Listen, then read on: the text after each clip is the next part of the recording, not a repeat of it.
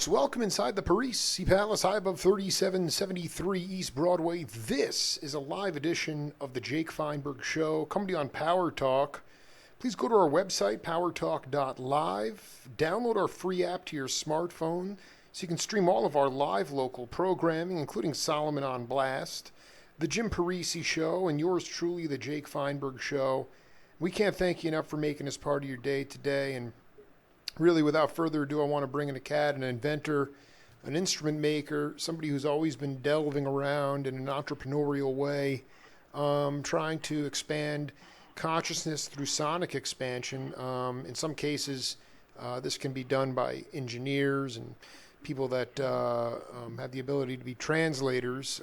But in my next guest case, he is a musician, and he also had the propensity to want to build instruments that allowed the musicians to emote even more musical vocabulary from themselves, and quite a decorated career.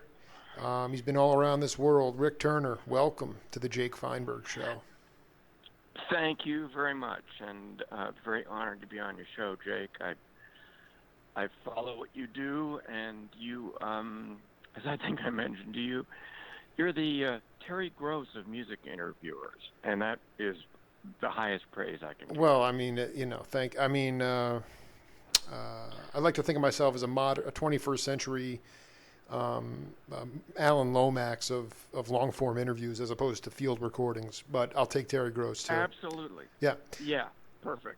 Great. I just wanted I wanted you to talk about how Stanley Clarke found you and the first time you met him and what it meant to Alembic when he came on board.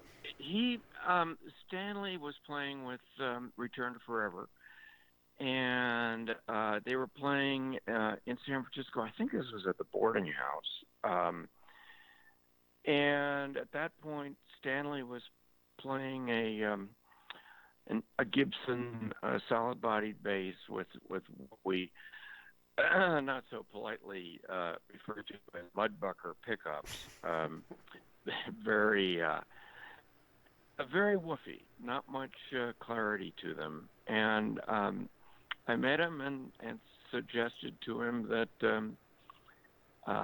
he might be able to sound more articulate as an electric bass player with what we were building at Alembic, and that was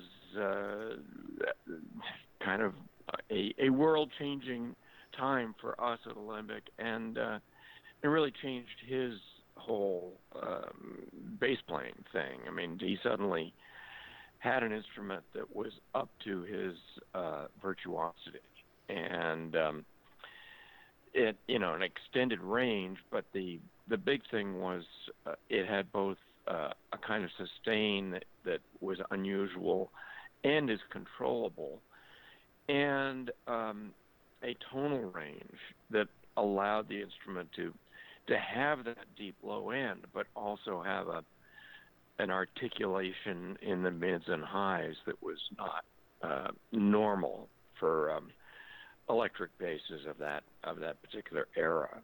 I'm curious. No, this is fascinating because, I mean, I am the last person. I tend to sometimes be a hypocrite, but I hate labels in music. But my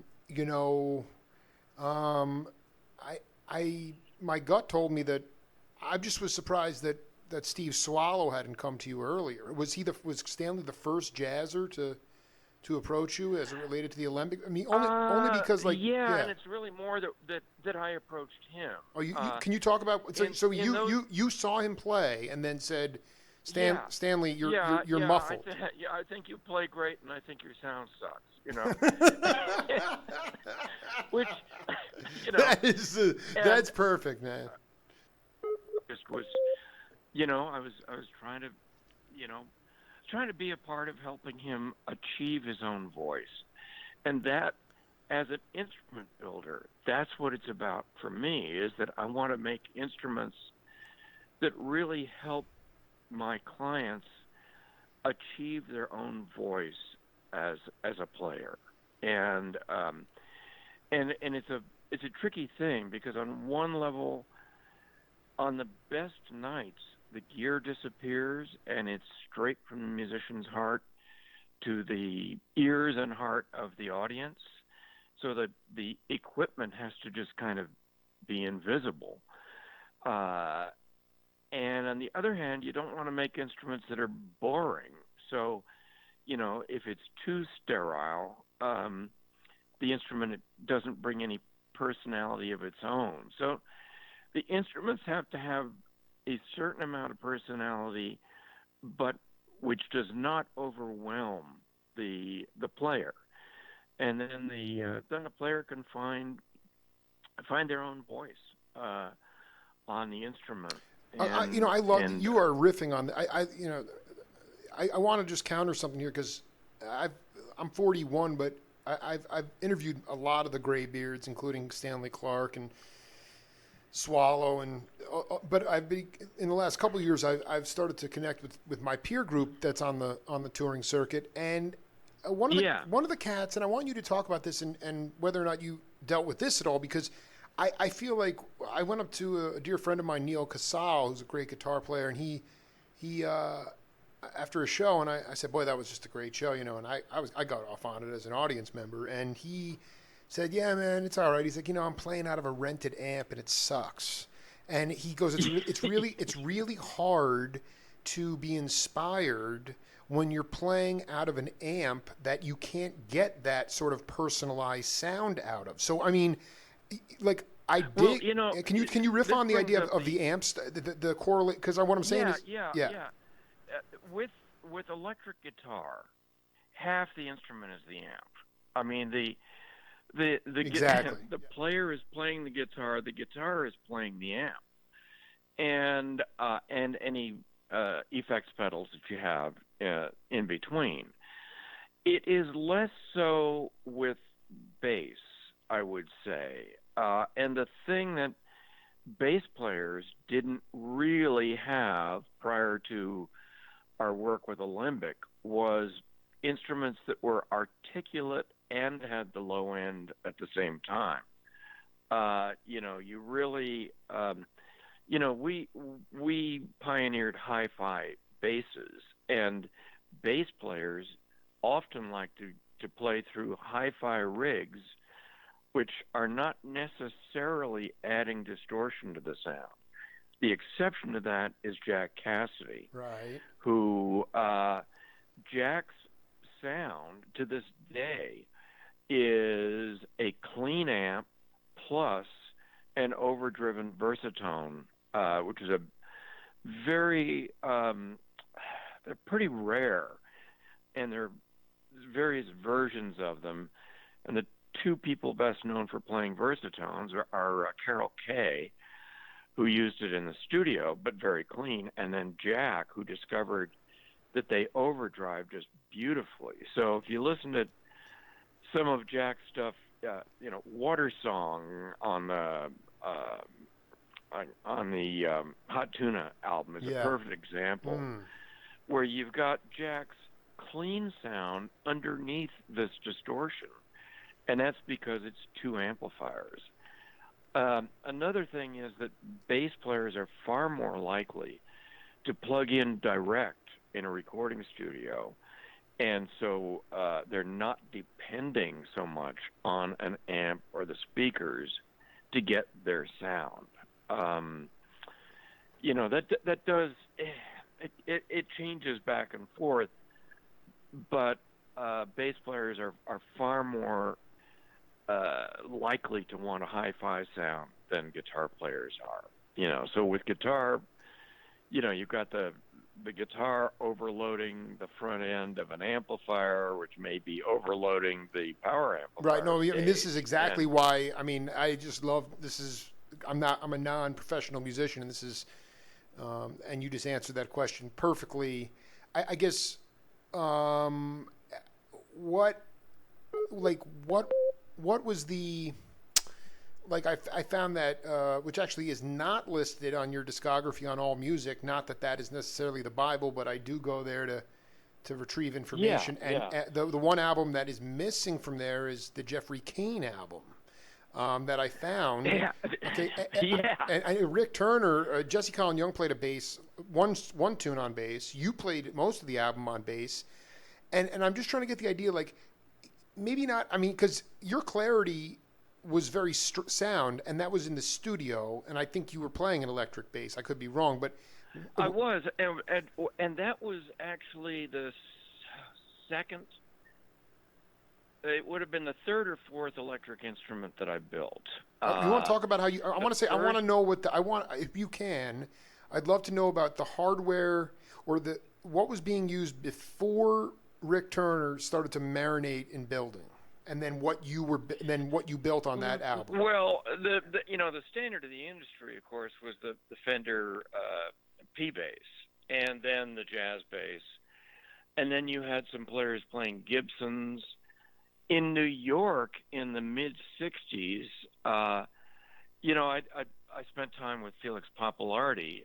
He was the bass player with Ian and Sylvia in 1965 when I was the guitar player. Wow. And in those days, Felix was playing a Dan Electro Longhorn bass, and Dan Armstrong, who had at first a repair shop up on 48th Street and then down in the Village.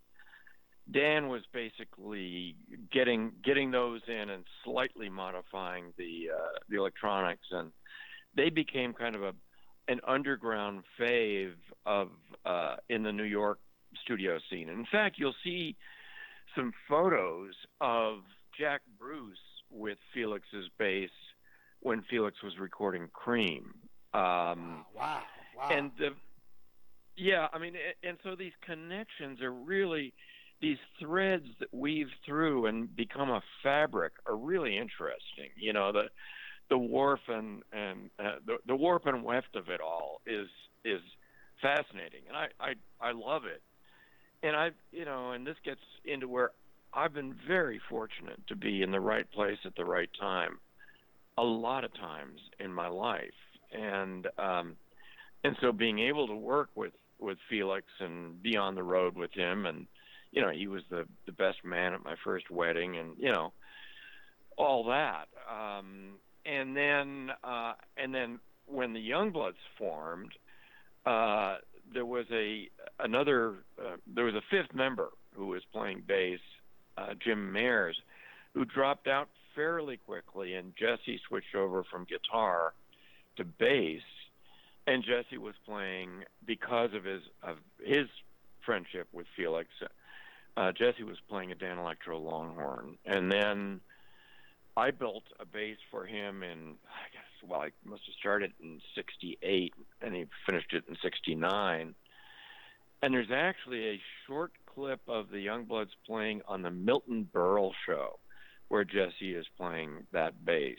It ultimately burned up in a forest fire that took out Jesse's house up on the mountaintop in Inverness in 1995. So unfortunately, that first instrument is a goner. But that and other stuff I was up to in 1969, I was living out in Point Reyes Station where the Youngbloods were, and they were good friends of mine, and their manager's secretary was Phil Lesch's girlfriend. She was then Florence Nathan. She's now better known as Rosie McGee. and she saw what I was up to, making instruments, and said, "Oh, you got to meet my boyfriend and the band." And so, I guess, it must have been spring or summer of '69. I went on out to the Pink Warehouse where the Grateful Dead had their rehearsal spot in Novato. Everybody was warning me not to get dosed, and if I did, right, don't drink any unopened cans. Yeah, I get that. Yeah. Well, you got to watch out for the unopened ones too, because there was a trip of butter on the top of the can. Pop it open. I want to. This is really important because this is before. I want you to just paint this picture for me. I'm not even familiar with this pink building. I mean, I know Mickey's Barn, but that was a few years later. But I want you to talk about this. I really am interested in, when I talk to, I've done several interviews with Healy, and Yeah. and he talked about, and I want you to elaborate on it. In And your that would have been where I first met him, by the way. Yeah. So basically, So there was this. Owsley had this setup, and what Healy said was that. well, actually, Yeah, it's a little more complicated than that. It was right off of Highway 101 yes. in Ignacio, right next to Hamilton Air Force Base. It was a pink warehouse, just your generic pink warehouse, kind of, off the frontage road. And it was where the Grateful Dead rehearsed. Various people crashed there from time to time. I mean, that's where I first met the artist Bob Thomas, who did the Skull and Lightning Lightning Bolt logo, and he also did the logo for Alembic and album covers for the Dead. And I first met him there, and then later got to know him through a much folkier connection, because he was a bagpipe player and all really a musical historian, and one of the original Renaissance Fair musicians. Anyway, so there's the Pink Warehouse. The Dead rehearsed there. The Grateful Dead's office was there, and there was a little shack in back where Ron Wickersham had his little lab and was living with his wife, and Bear called the place Alembic. His idea was to gather together engineers, technicians, craftspeople to advance the state of the art of musical equipment. I mean, he had been, he had quite a interesting background, to say the least. But he was self-taught in electronics. He knew a little bit about everything, and when it was important to him, he would find out a lot about whatever that thing was that was important. And he decided that this artificial difference between stage gear, studio gear, and home hi-fi gear was just ridiculous. He thought it should all be at the same quality level, and that the craftsmanship would be based on essentially military standards, mil spec.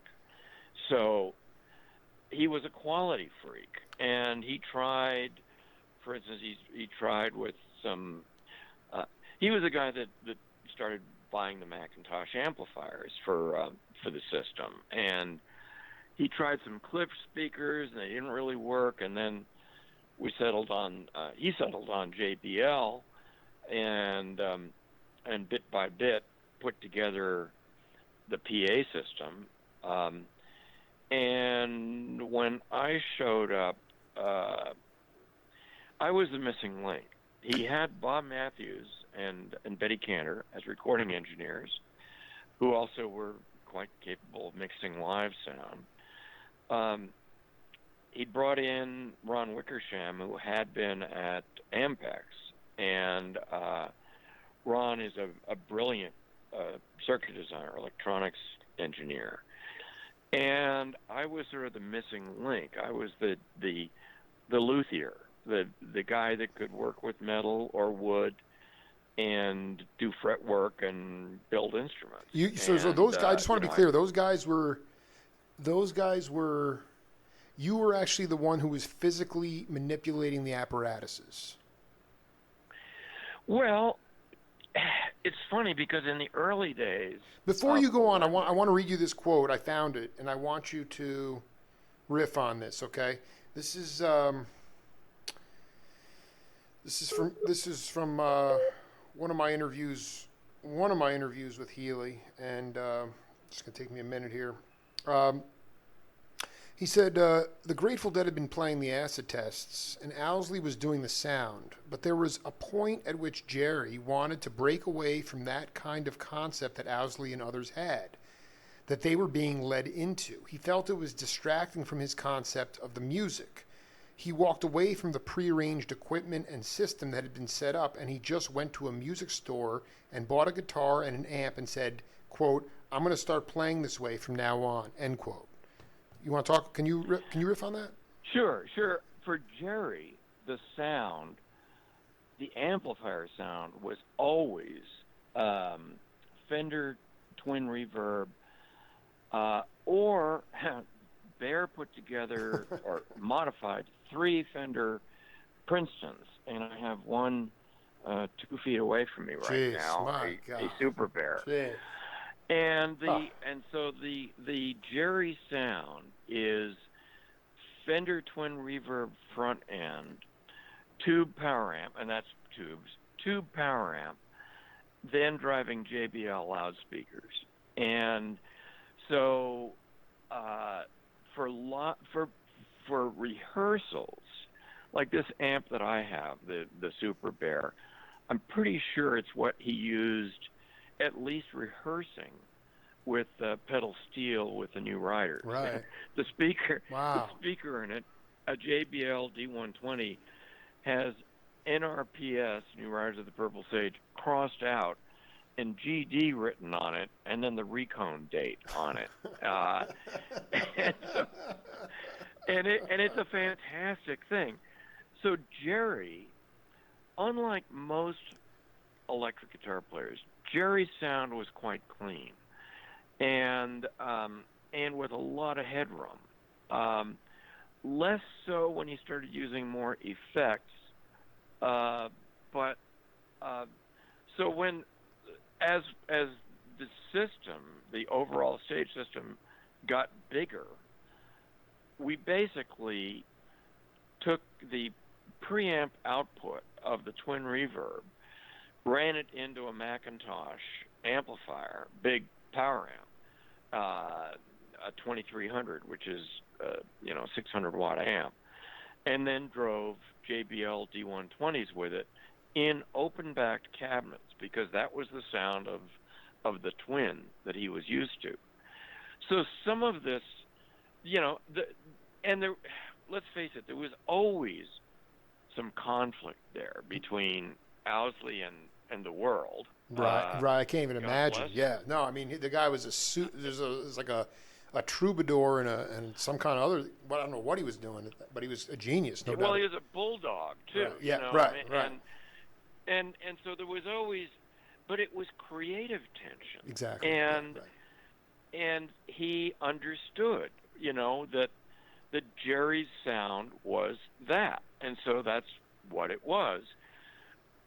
Bobby, on the other hand, liked the closed back cabinets that we built, and so some of this was a matter of introducing high quality alternative equipment to the band and letting them decide, because ultimately, they wanted the audience to hear what they heard, and that was it, and it's always a creative tension collaboration with this stuff, Did you it's when interesting. yeah, go ahead. I have later in life been around bands who I thought should hire a producer, just like a producer shapes the sound in the studio. I think a lot of bands would do well with a producer shaping their stage sound, Right. and somebody who is not necessarily mixing them, and is not necessarily the musical director, but is somewhere in between, Right. Interesting. Interesting. That's Well, no, I tangent, but no. but I'm really good at tangents, No, and that's what the Jake Feinberg show is about. But the thing is, with Phil, what was the first bass that you built for him? modified a Guild Starfire for Jack Cassidy. Phil at that point was playing an EB3, I think it was, Gibson. Then Jack's bass, passive with Owsley's passive electronics in it, got ripped off in Seattle shortly after they played Woodstock. Really? That's the bass that just came back to Jack about a year and a half or 2 years ago, and I got to restore it for him. Oh, that is brilliant. I'm sorry, you cut out for a minute. What was the model of the bass that he was playing? With Phil, it was with Jack, Yeah. It was a Starfire 2, and then Phil started playing the Starfires, and Ron added preamplifier circuits to the Starfire pickups. He had figured out a way, and bear in mind this is 1969. Right. And there wasn't jack squat. There was no internet, for one thing, and there wasn't jack squat of information about how pickups worked, what the frequency response was. All that information was locked up in the factories that made pickups, and some of that is why I started making pickups, because in 1969, when I started building electric instruments, you couldn't buy pickups. I mean, you could maybe get a D-Armand, but Gibson wouldn't sell you any, and Fender wouldn't sell you any, and Rickenbacker wouldn't sell you any, and Seymour Duncan hadn't come along yet, and Larry DiMarzio, and I knew Dan Armstrong, and that he'd been working with Bill Lawrence, and Dan just sort of encouraged me to figure it out. God bless him. And so anyway, so Ron figured out how to test pickups for frequency response, and the Guild Starfire pickups that were made in Sweden by Hagstrom turned out to have about the best frequency response of any bass pickups out there.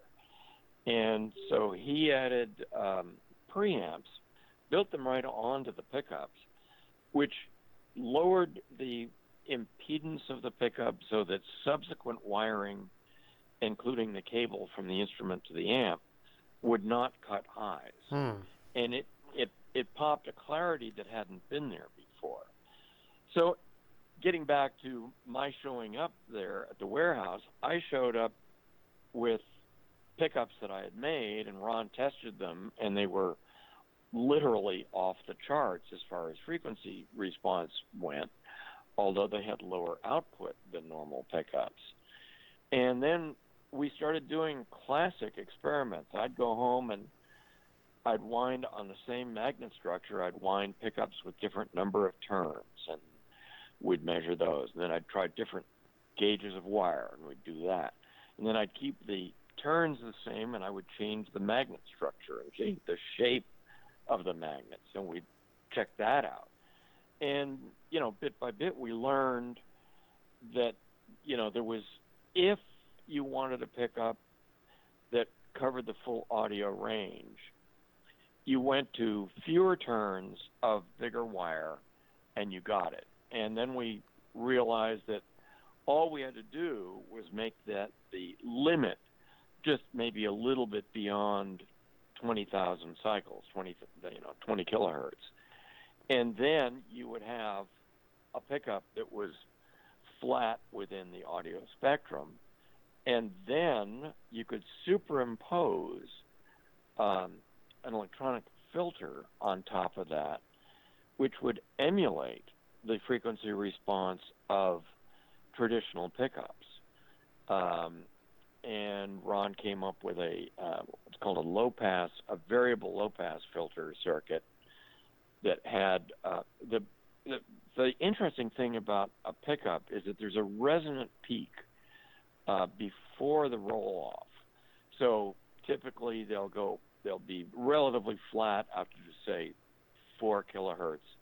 There'll be a bump of 3 or 4 dB, and then a roll-off at 6 dB per octave. It's not the only thing, but it is an important one. And Ron came up with a circuit that emulated that and allowed you to move that frequency bump and subsequent roll off around. And he also, what became the standard alembic electronics was that, and then a three-way switch that would do either a straight roll off, a roll off with a little bump that emulated typical pickup frequency shape, or a big bump. And the big bump became the Stanley Clark sound. It's basically a bass boost, or a treble boost before the roll off, and it can be pretty dramatic. And if you sweep the frequency control while you've got that on, it almost sounds like a wah-wah pedal, but you tend to leave it, set at a certain frequency that tickles the eardrums.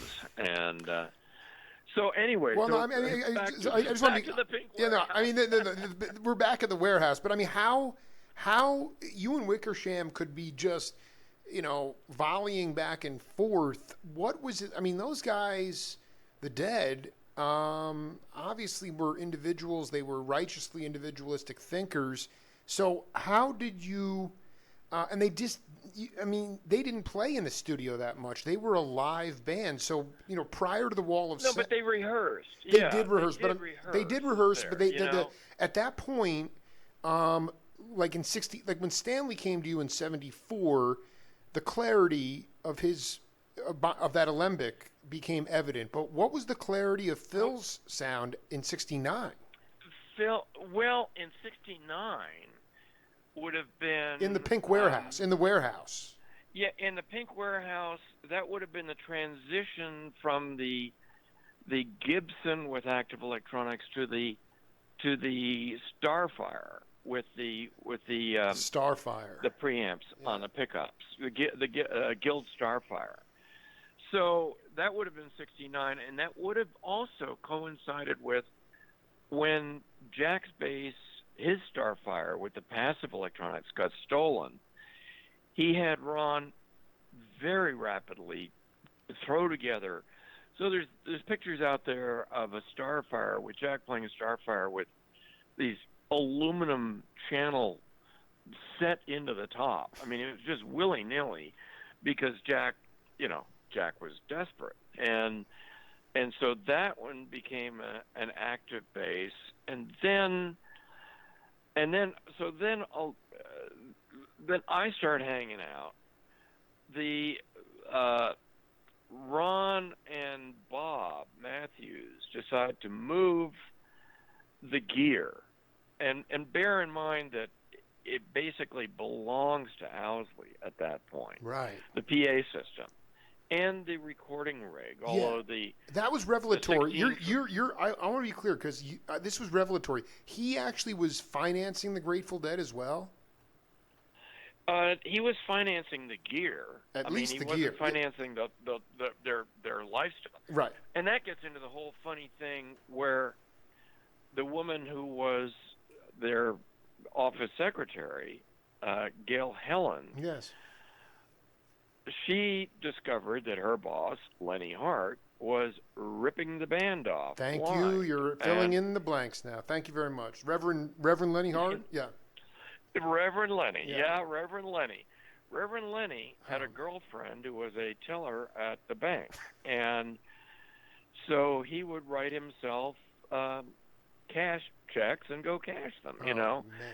And then, and then Gail noticed things were amiss, and she first talked to Ron Rackow. They basically did a behind-the-scenes audit and presented the results to the band, and then it was bye-bye Lenny, and then bye-bye Mickey, for a while. Right. That was because Rackow was. That he was also a thief, but I didn't know it was the same thing. Yeah, and it's a funny thing, I mean the whole, because in 68, 69, in big time. I mean, it was amazing, and lucky for me and Alembic, they were willing to, the bands were willing to spend money on research and development. That's the only way to put it. They made these gigantic leaps of faith that, frankly, were, I think we deserved it, and we held up Well, I our mean, no, end and of it. also let's be very clear. I mean, that was one of the greatest sonic expansions of all time. So it clearly paid off. I mean, it was brilliant in many. But I want to go back to this thing. Owsley. But there was an interesting thing because it was his equipment. I don't want to lose this train of thought here. I just want to go back to that. So Owsley's equipment.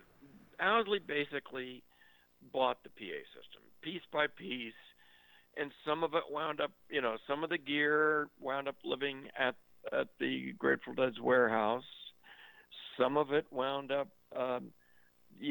technically as it became Alembic's. I mean, we incorporated Alembic in July of 1970 because we were hired by Warner Brothers to do the PA system and live 16-track recording for the Medicine Ball Caravan, which the Grateful Dead were supposed to go on. Right, Wavy Gravy. That was Wavy Gravy's thing, yeah.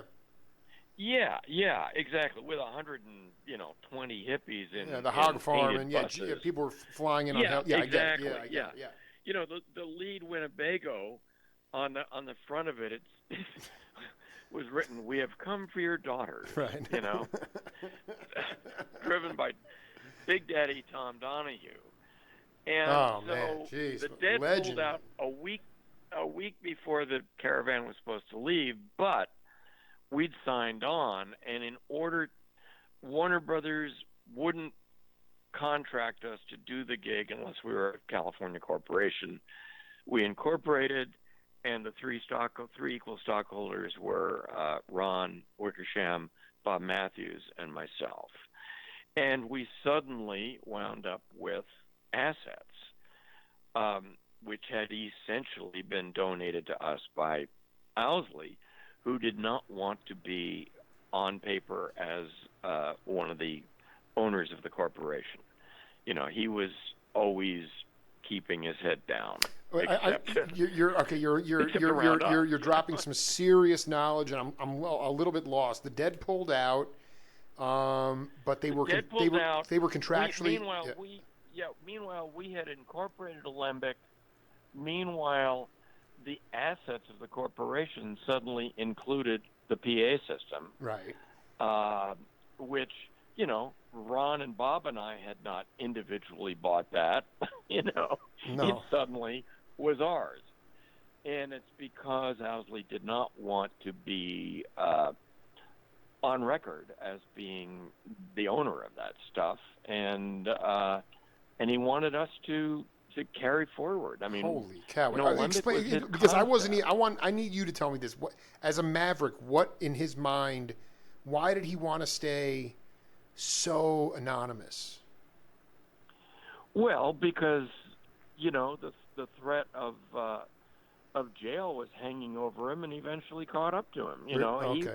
He was a notorious character. I mean, I first heard about him and sampled his wares. Yes. In 1967. You were on the East Coast. You were on the East Coast. Yeah. Yeah, I was on the East Coast. Yeah. Jeez. And and he really pretty much wanted to be left alone, to do his thing. And what's interesting, of course, he was most notorious for the acid, but I think in the long run, I think he deserves to be known for his sonic innovations and his conceptual innovations with sound. And he recorded, for God's sakes, what is now the best-selling bluegrass album of all times, Old and in the Way. And it sounds fucking great. I want to be clear about something.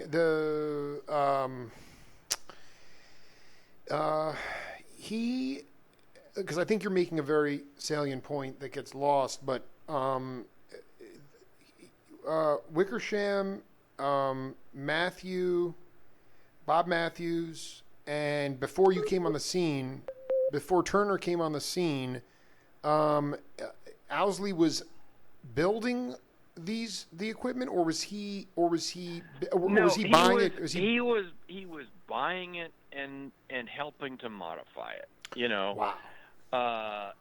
And he had a friend, Sal Cardinale, who was a cabinet maker, who was the one who started building the Baltic Birch speaker cabinets, and then Alembic took that over, and that eventually went in two directions. It went to Hard Truckers, which took over that business, and also the guys in Chicago. I'm forgetting. Continue on. Anyway, We'll come back. Yeah. Company. Yeah. So, and he was. Owsley was he was kind of a director in a way. He got Ron involved, and he would suggest things to Ron, and Ron had his own ideas. And, and Owsley was also a really talented electronics technician. I mean, his soldering was impeccable. Wow. And he knew Wow. how to put stuff together to what you would call military specs. And he insisted on that. It was really... he wanted high quality stuff to go out on the road and come back okay. And it's funny because I was just talking, I'm in touch with some of the old Sure. Cohorts from those days. Sure. And, Janet Furman and Sparky Razine and Dennis Wiz Leonard and a guy is another interesting connection.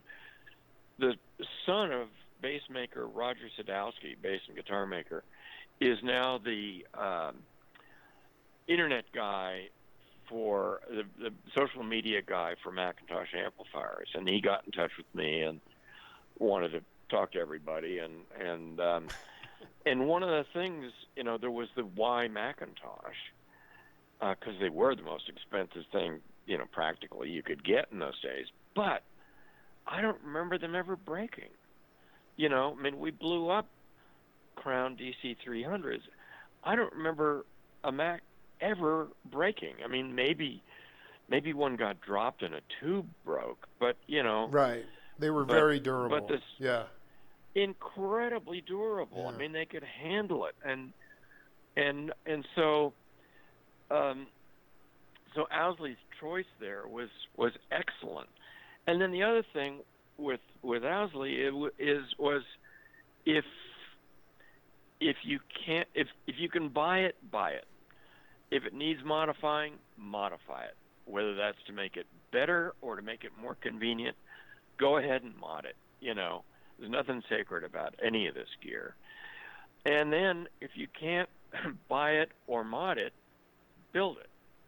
And so that's basically what we did. And then there were innovative workarounds. For instance, for the live recording, rather than run the microphones through a record board with preamps in it, the Ampex tape machines had a transformer input for every channel, and it was a 1-to-1 bridging transformer that would isolate any line input, any mic input from the electronics in the machine. Right.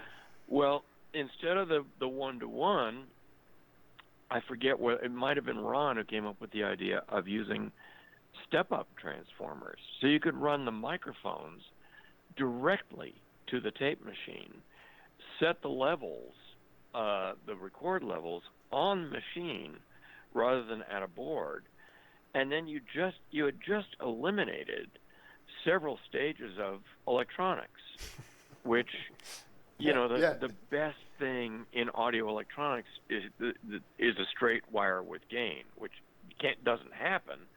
But the fewer stages of electronics you have, the better off you are, particularly if they're in. So the approach to recording was straight into the machine, which is why those tapes are so clean to this day. You know, the reissues that have come out, pretty hard to beat. You know, we were running the machine at 15 inches per second, which was fast for that time. But we could also, the advantage to that particular Ampex machine was that we could run 14-inch reels, which had twice as much tape as a 10-inch reel. And that meant twice as much time, recording time, before you had to change tape.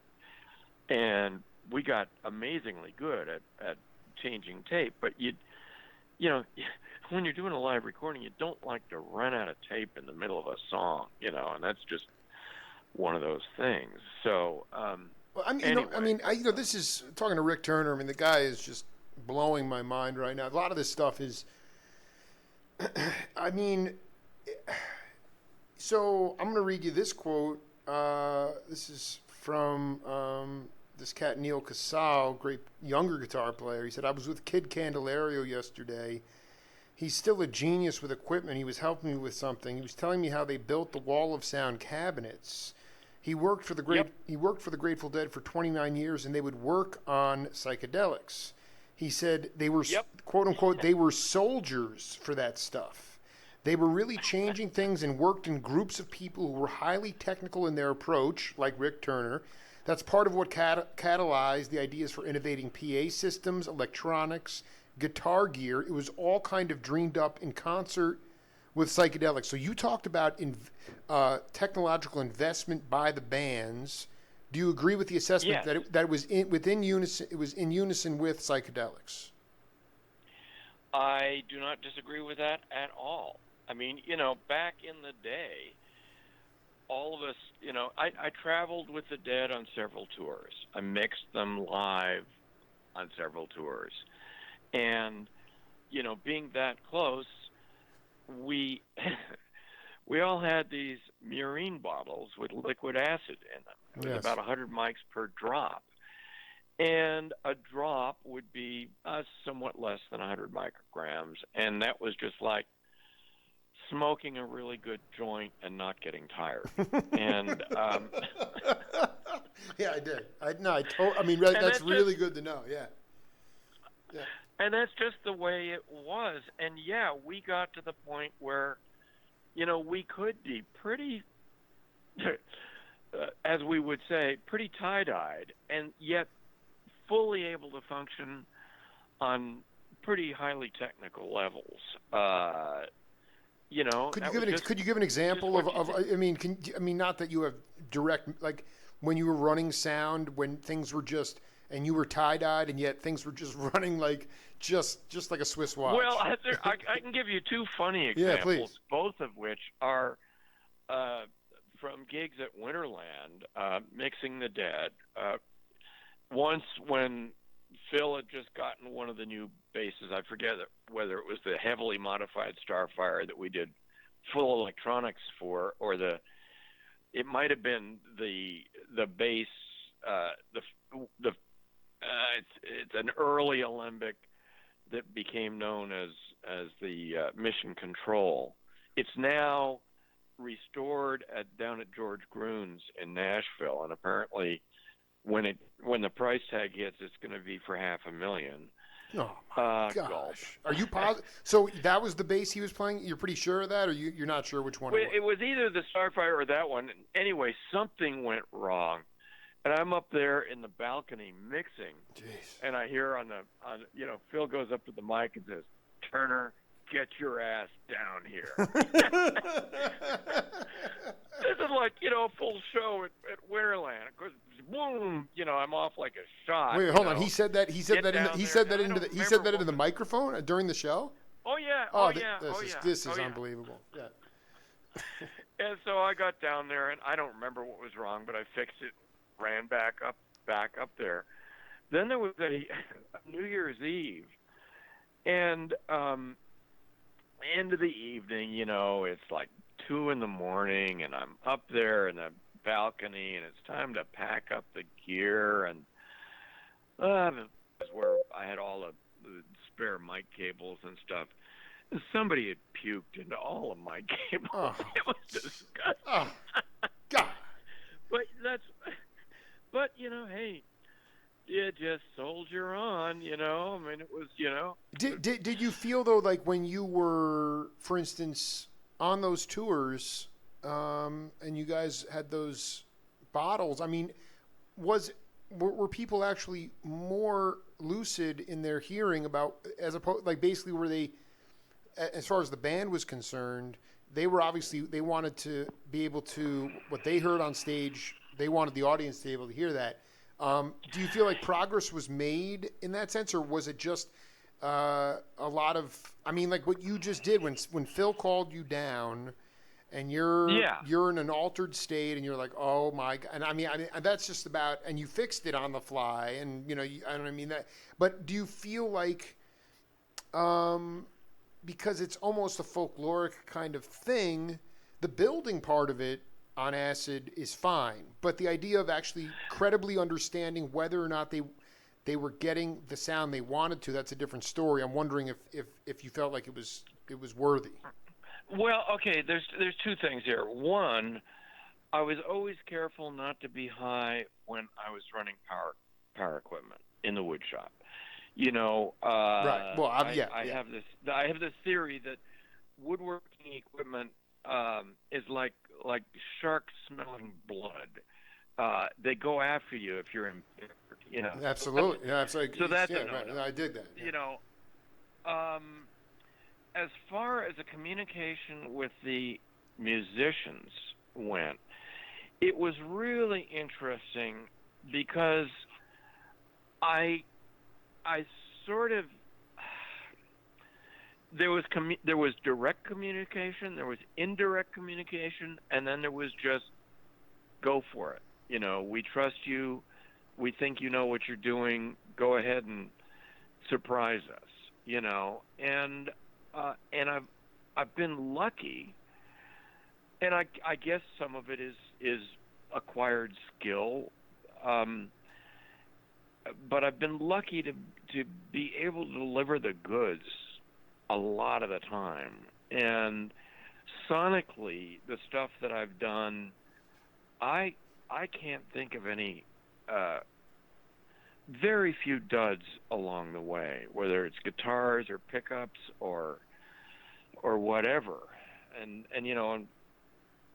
I'm still inventing. My youngest son and I just got approved on a patent for a new class of microphones that are going to be applied to specific acoustic instruments, banjo, mandolin, violin, even piano, and it's been really interesting for me to jump off into another field and now collaborating with my 22-year-old son, who's a really, really good designer and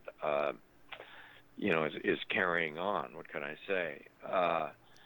So you've always delivered the goods, and those cats, they most of the time I remember with Healy, he fixed the problem. And was talking like it was. He was living on a houseboat, and it was around the time you were out there. Cipollina kept saying, when I got involved with the Dead, Healy was spending more time with Quicksilver, and he was also working with Countryman. But this is what I wanted to say. He went with He went to a Cipollina, a Quicksilver show with the Dead at the Fillmore, and when he got there was a problem on stage with the Dead, and he fixed it. And then after he missed the whole Quicksilver show because he was upstairs rapping with Garcia, and he said, and Dan said something to the effect, it's too bad you can't really hear Pigpen, you can't really hear his vocals. And Jerry looked at him, and Jerry, this is what he said. He goes, if you know how to, if you think you know how to fix it, you should do something about it. Like basically, like like get involved, man. Like we trust you, and I wonder if there was there a musician in any. Dan said that was the first. That Garcia was the first cat who really instilled the belief in him that he belonged there. Was there a musician along the way, even back on the East Coast, that sort of gave you? I'm not going to say gave you permission. I mean, all along the way, I'd have to say. I mean,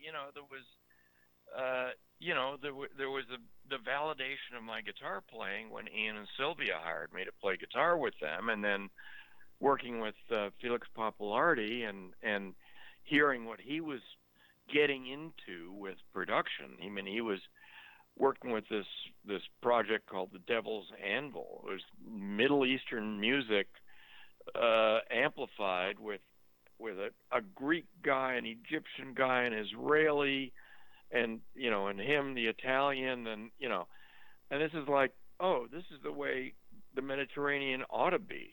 Get all these people playing music together. No, I mean, that's exactly what it should be. Yeah. And then and then we got validation. My band Auto Salvage from Frank Zappa. We opened for the Mothers of Invention their first New York gig at I forget whether it was called the Balloon Farm or the Electric Circus when we did it. The place went under both names. No, dude, I cannot believe you just dropped. No, the Electric Circus, man, that is because I mean you had Dreams. This was after you left, but I mean that place was a house for bands to cultivate their sound, and they got paid. Yeah, it was unthinkable, unfathomable in today's age. Go ahead, continue. The other home club for us was the Cafe A Go-Go. Howard Solomon, who had been Lenny Bruce's manager and went to court with Lenny, supporting him. Howard was just a total mensch, and we did a number of gigs there, including opening for Richie Pryor in 1967, maybe 67, yeah.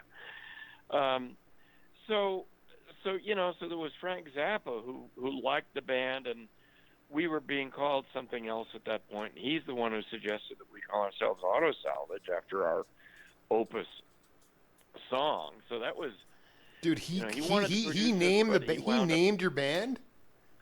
Basically, we had a song called that, and Frank basically said that should be the name of your band. And we went, oh, okay. That was, go ahead, continue. Yeah. Yeah. So that was, some pretty heavy validation, and then I got out to the West Coast in '68 and decided I wanted to become an electric luthier, and I was doing session work with Jerry Corbett, who had dropped out of the Youngbloods, and he had a production, basically a talent finder deal, and so we recorded what became The Joy of Cooking. We wound up doing his album, his solo album, with Charlie Daniels producing, and then we did Don McLean's first album called Tapestry before the other famous Tapestry album, and right. And that was before American Pie. And that's kind of funny because about 8 years ago, maybe 9 years ago, I was going, I'll look up Don McLean on the web and see what's up. And suddenly there's this album there that I hadn't heard of, and I look at it and I go, wait a minute, I'm on that album.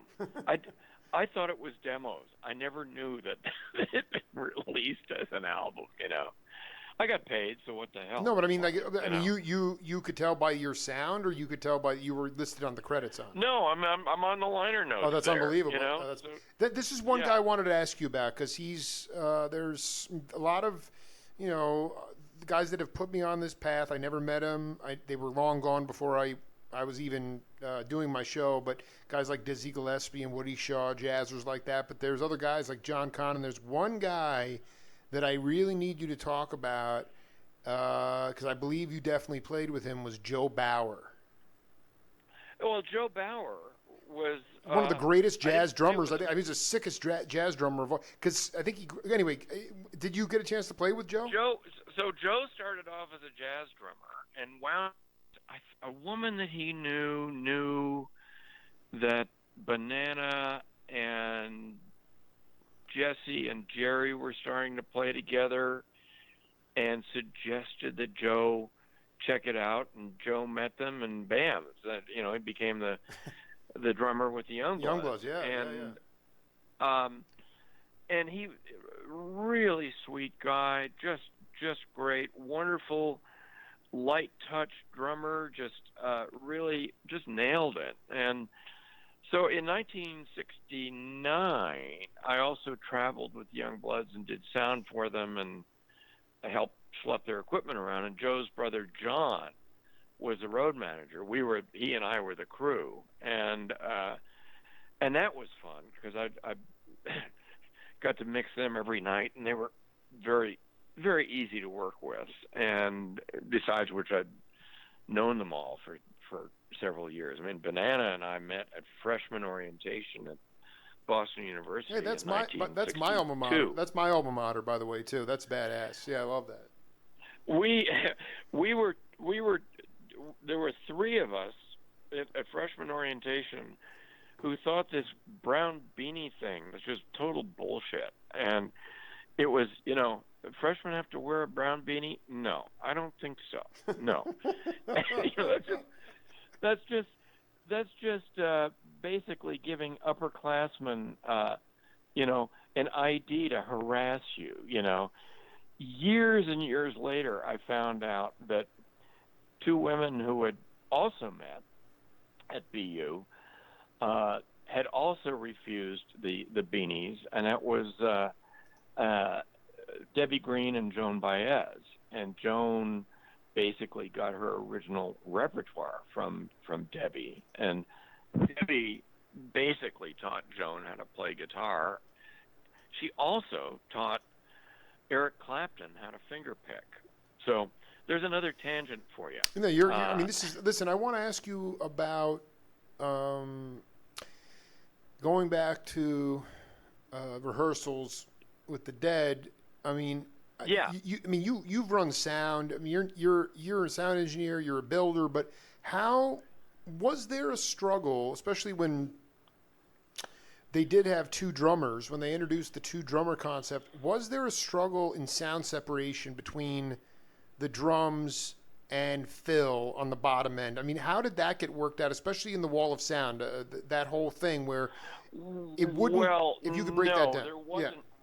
There wasn't really a problem because we, because of the bass that we built for Phil had this presence, and it had this kick you in the chest thing that it could do. And Phil's style, of course, is totally unique. There's not another bass player in the world that comes close to him for being able to play around a normal bass line, exactly, and then drop into it from time to time. Exactly. I mean, that's right. He's a lead bass player, and yet he doesn't get in the way of any other musician in the band. It's remarkable. I mean, he and Jack Cassidy is kind of the same way in a very different way. I mean, they play very differently, but they're both lead bass players, but still giving you the low end.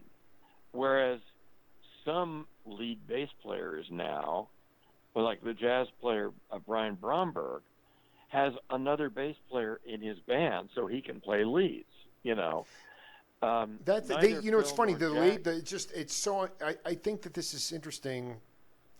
Steve Mitchell passed away, the drummer, and and he, in one of my excerpts with him, because he was in the one side band that Phil was in the Outside of the Dead, was Too Loose to Truck with Haggerty and John Allaire, And he used to joke. Yeah. He used to joke with Phil and say, "Phil, we need a bass player in the band." But I like how you say it, is that Phil was able to play around the groove and then drop into it. I just would, if you could talk about them both, him and Cassidy being lead players but different. I know they're definitely different players, but how are they different lead players? Well, Jack has this style that is, it's majestic, and Phil is more exploratory. Right. And it's really interesting. It's interesting to see the two of them together too. They laugh together a lot, and it's there is a there's sort of this Jack is sort of marching as he plays bass, and Phil is dancing, you know. Yeah, no, I mean, you basically just what is Bob Matthews still around? Is still alive? He is. I have not seen him in several years. There was a get together in San Rafael a few years back, basically when Bear passed away, and so a bunch of clubs, and Bob was there, Ron was there, Betty was there, Bob's then girlfriend, who, well, she subsequently got a lot of credit for the Betty Board tapes, but she was not given enough credit back in the day. What was her name? Betty Cantor.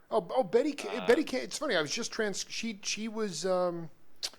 Well, she does all of Chris Robinson's mixing now for his recordings, and also she's fabulous. But you know what it is? I wanted you to. This is it. I wanted you to talk about Bob Matthews' genius, because I see him on a lot of Garcia. I mean, he was. It's just so interesting because, you do hours, you do it, we've been cooking for 70 minutes. I've done 300 minutes with Healy was like a translator. You're sort of this military specs builder plus sound guy. What was Bob? I mean, I get lost with the roles sometimes. What was Matthews' genius? Bob was primarily a recording engineer / producer. Although he also jumped in on the PA from time to time. In the early days of Alembic Incorporated, 1970, 71, 72, we, as the crew, went where the gig was, which was if I needed to go out on the road and mix sound, I went out on the road and mixed sound. If I needed to be back down in the shop building a bass, I was down in the shop building a bass. Yeah. If we were building speaker cabinets when we needed someone to help, Bob would come down and help push plywood through the saw. Ron could jump back and forth between designing equipment, building it, and mixing if need be, or helping set up the PA. We shifted around. Those guys didn't do any of the Luthery work per se that I was doing, but I did. I jumped in and, I would assist on a recording session. They needed somebody to, put tape on the machine.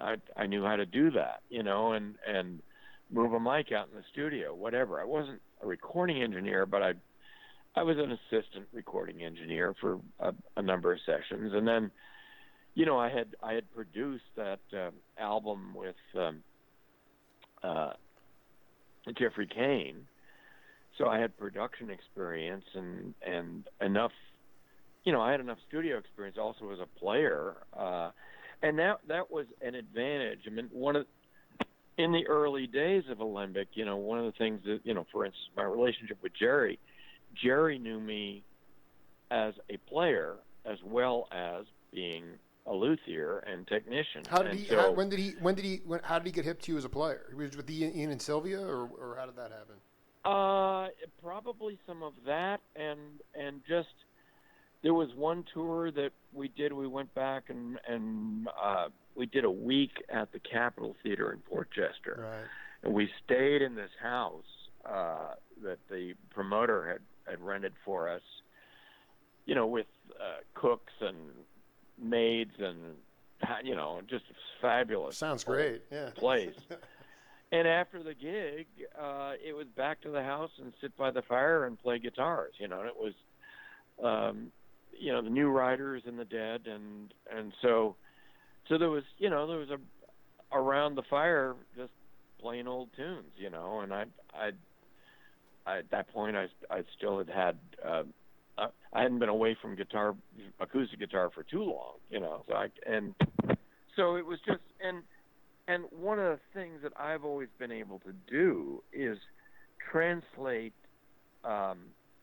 music speak into text speak and back and forth, and that's one of the reasons why I got the gig writing a column for Bass Player for 5 years. I was the bass tech columnist, and that was, I felt that was my job, was to bridge the world of musician language and engineer language, and try to be able to explain some of these engineering concepts in ways, and it's a fine line. Is to translate. Oh man, among those languages.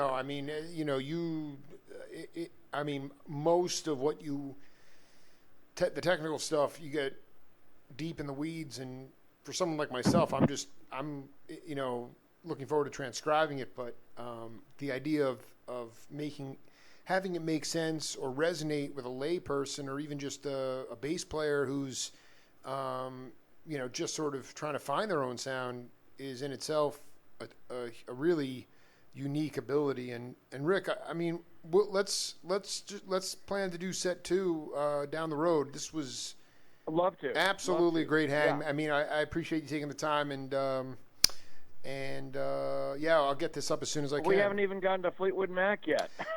Well, like most things, it's just sometimes. Even after 4 interviews, you don't get to.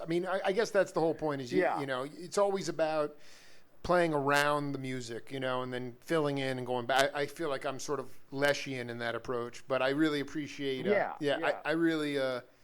I appreciate you breaking it down today, man. Great. Yeah, we'll talk. I'll get this up as soon as I can. Time. Yeah, man. Good hang, Great, man. All right, too. Be good. Thank you. Yeah. Great. Later. Bye. Wow, heavy day here.